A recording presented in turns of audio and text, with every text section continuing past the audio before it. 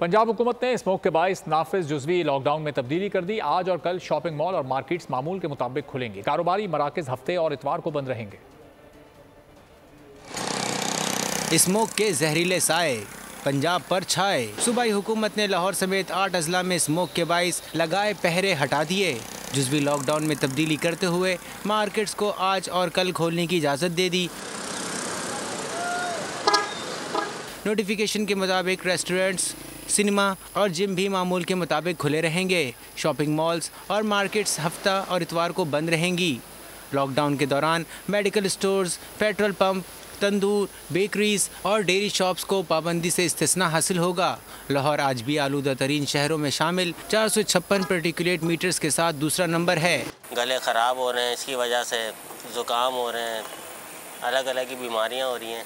फिजा में मौजूद मुज़िर ज़रात के बाइस शहरी सांस की बीमारियों का शिकार हो रहे हैं। सब्सक्राइब करें और बेल दबाएं ताकि कोई खबर रह न जाए।